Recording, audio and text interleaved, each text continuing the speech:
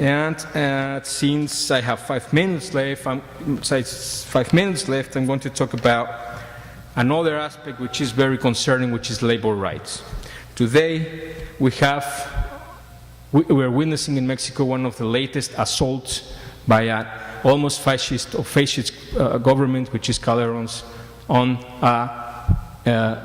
as Rick Arnold said in a letter that he sent to Calderon, reclaiming him for justice, to a just, democratic, exemplary trade union, which is the trade union of the electrical workers. Under this neoliberal dogma, a public company like the electrical company in Mexico could no longer exist because it has to be privatized, but there's been this obstacle, which is the trade unions, which is the workers. So the decision taken a few days ago by the President Calderon was to go and bust the trade union, send 45,000 people to the streets, and finish with the company in order to open it up for private capital. It is, of course, a long story, a very complex issue, but I really recommend you to look at it. Start seeing, for example, Rick's letter at the Common Frontiers page, and it is a very dramatic situation, which is really contributing to generate in Mexico a lot of restlessness.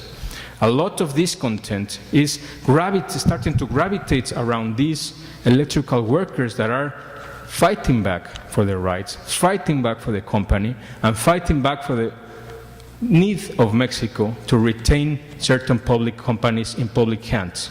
Because as we have seen the experience everywhere, electrical companies of electricity and others have been devastating in other countries like in Nicaragua and other Central American countries that are only looking for profits, and their performance has been terrible. So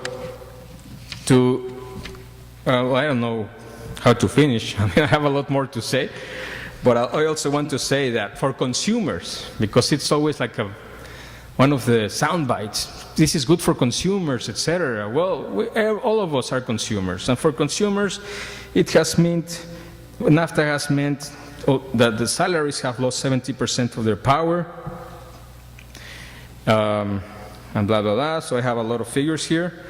And just to conclude, I just want to say that in sum, NAFTA was negotiated by and for the large corporations of North America.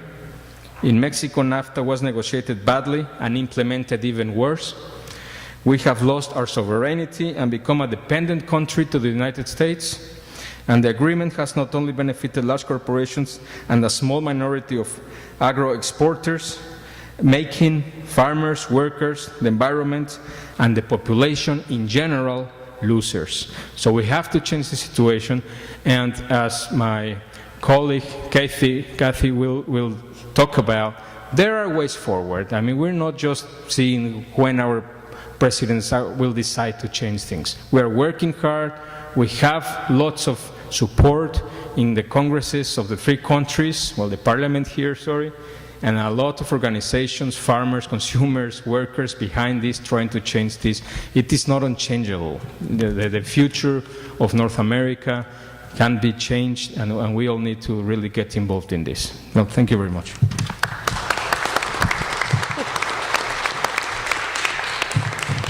Thank you very much, Manuel.